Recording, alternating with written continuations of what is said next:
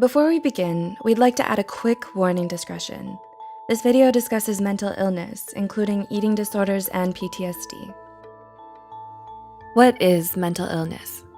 According to National Alliance on Mental Illness, it's defined as a condition that affects a person's thinking, feeling, or mood for a sustained period of time that negatively impacts them. You might be wondering, is depression a mental illness? What about anxiety? Yes, they are. In fact, they're the most common types of mental illnesses. In this video, Psych2Go covers 10 of the most common types of mental illnesses. 1. Anxiety disorders. We know 18.1% doesn't sound like a lot, but that's the number of adults in the US who suffer from anxiety disorders. 40 million people suffer from symptoms of an anxiety disorder every year. Of those 40 million people, it's estimated that only 36.9% of them will get help. Anxiety disorders rarely appear alone, with depression being a common co-diagnosis. Anxiety disorders come in a few varieties: generalized anxiety disorder, GAD, panic disorder, social anxiety disorder, SAD, and obsessive compulsive disorder, OCD.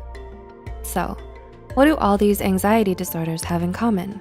They're all characterized by nearly uncontrollable worry that messes with several aspects of daily life, such as sleep, relationships, school, and work.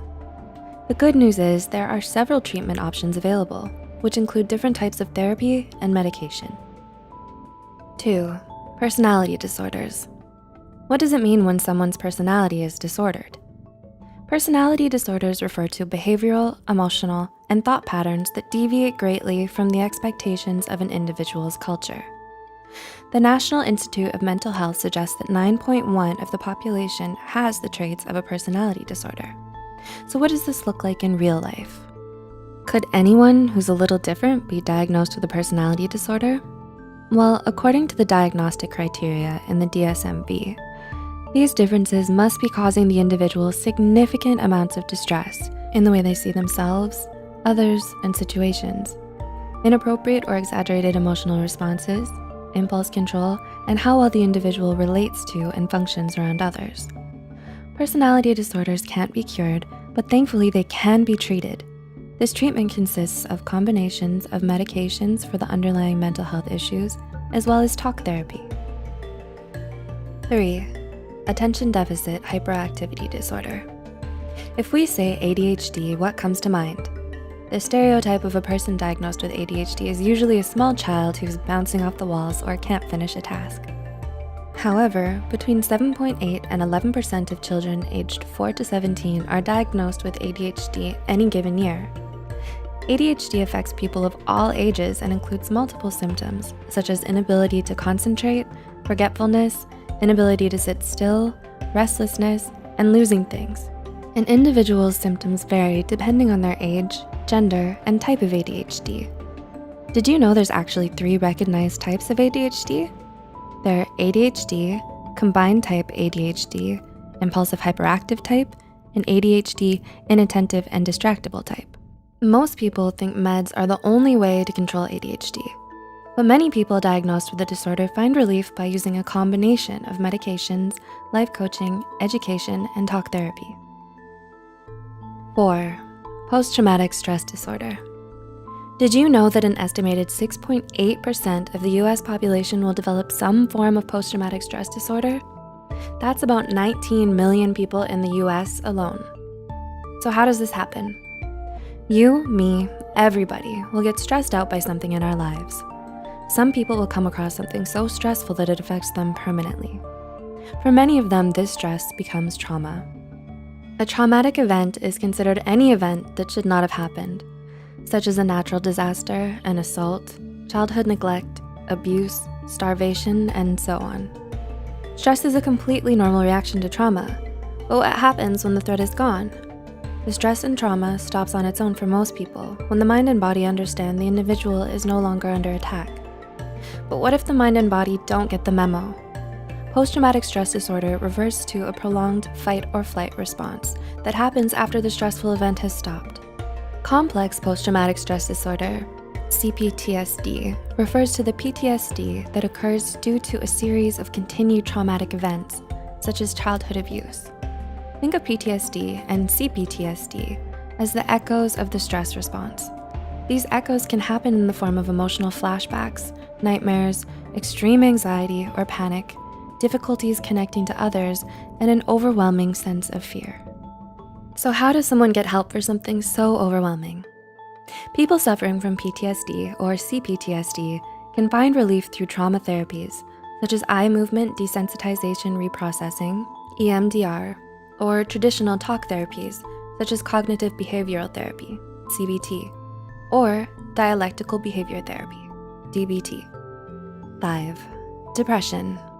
An estimated 6.7% of the US population over the age of 18, 15.7 million people live with depression. Although the occasional low mood is a normal response to negative situations, depression entails low moods that are severe and last longer than 6 weeks. Depression manifests differently in women than men. Women tend to experience depression as feelings of sadness, worthlessness, and shame or guilt. Men tend to mistake the symptoms of depression as fatigue and being easily irritated. Common treatments for depression include cognitive behavioral therapy, CBT, interpersonal therapy, IPT, psychodynamic therapy, psychoeducation groups, antidepressants, and various brain stimulation therapies. 6. Bipolar disorder. An estimated 2.8% of the US population that sought mental health treatment was diagnosed with some form of bipolar disorder in 2018. This number may be low, as many individuals who suffer from any mental health disorder do not seek treatment. Bipolar disorder means a lot more than just really bad mood swings for a couple of reasons. First, people diagnosed with bipolar disorder cannot completely control these mood swings. And second, these mood swings range from manic, feeling super happy or invincible, doing crazy spontaneous things, grandiosity, and having racing or unrealistic thoughts, to extreme bouts of depression and maybe a little hypomania in between. Living with bipolar disorder isn't easy, but people struggling with the disorder can find a variety of medications and traditional counseling treatments to help them find more balance. 7. Eating disorders. Did you know there are almost as many people living with eating disorders as there are with bipolar disorder? It's true. Approximately 2.7% of individuals who sought treatment were diagnosed with an eating disorder in 2018. The most common question people ask about eating disorders is, what's the difference between not being happy with your body and having an eating disorder? Well, in addition to this total focus on their physical flaws, eating disorders are defined by dysmorphia and the binge, purge, restrict cycle of behavior. This cycle comes from the person's feelings of extreme distress and disgust about their body. This disgust drives the individual who has the disorder to become super focused on their body weight and shape. Leave a comment below if you want to know more about the binge, purge, restrict cycle. The eating disorders everyone knows about are anorexia nervosa and bulimia, but most people have never heard of eating disorders not otherwise specified, EDNOS, or avoidant restrictive food intake disorder, ARFID. Leave a comment below if you want to hear more about the lesser-known eating disorders. Everyone needs food, so how is someone who has such a terrible relationship with eating and body image supposed to get better? Recovery from an eating disorder is totally possible, with a combination of talk therapy, residential treatment, and medications to treat the symptoms of any underlying mental health conditions. 8.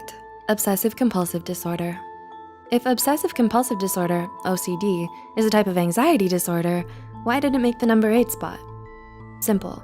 Professionals say 2.3% of individuals will qualify for a diagnosis of OCD during the course of their lifetime. What's the first thing you think of when you think of someone who suffers from obsessive compulsive disorder? Did you imagine someone who can't stand the thought of germs? Maybe a person who turns the doorknob 27 times before they can leave the house. The common stereotype of an individual diagnosed with obsessive compulsive disorder, OCD, is of someone obsessed with cleaning or counting to a comical degree. But that's not the whole picture. The reality of OCD includes a great deal of anxiety, rigid thinking, and feeling isolated from others. Individuals diagnosed with OCD suffer from reoccurring thoughts that they cannot control, which are referred to as obsessions. These obsessions can be things like cleaning or counting, but also include checking and double checking, feeling as though one will be punished for being a sinner, organizing and arranging, and hoarding. Having obsessions is different from being detail-oriented or a little type A, because individuals who suffer from obsessions experience crippling anxiety due to these thoughts they're unable to control. The compulsions are the actions, such as cleaning, hand washing, arranging, and hoarding, that individuals use to cope with overwhelming anxiety and rigid thinking. So what is someone who lives with the reality of OCD to do? Although there's no cure for OCD, a combination of medical and talk therapy will help them manage their symptoms effectively. 9. Autism spectrum disorder, ASD. We've been hearing more and more about autism spectrum disorder, ASD, in recent years. That's because approximately 1.2% of children, 1 in 59 children, will qualify for diagnosis of autism spectrum disorder in the coming year. ASD begins in childhood, but many individuals are not diagnosed until adolescence or adulthood. ASD is characterized by significantly impaired social interactions, learning, and communication. Individuals with ASD may seem eccentric or unemotional to others, as they do not understand normal social cues.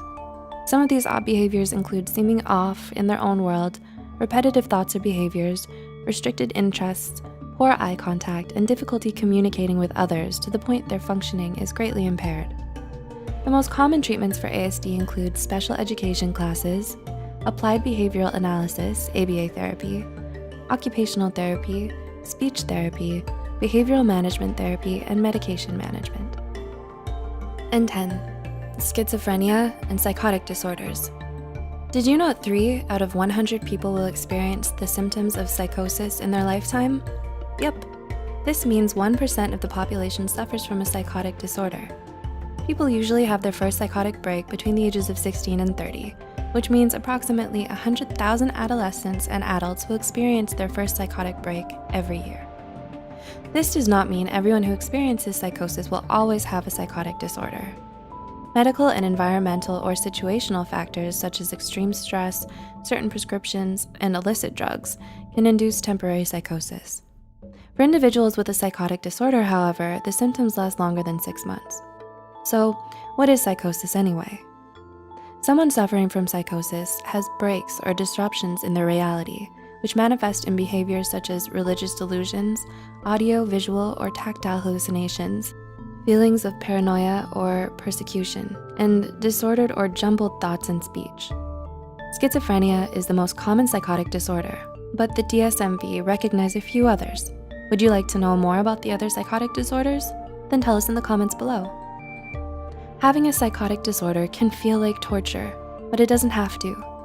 Many people who are diagnosed with some type of psychosis are successfully treated with a combination of specialized medications, therapy, and case management. Have you or a loved one ever dealt with any of the mental illnesses in this article? Were there any symptoms on this list that surprised you? Which mental illnesses do you want to hear more about? Tell us in the comments below. As always, any information provided here is for educational purposes only. If you need mental health counseling or treatment, please contact your insurance company, local college students counseling clinic, or your county crisis line. Help is out there. For more information on mental illness and mental health, stay tuned to Psych2Go. As always, thanks for watching.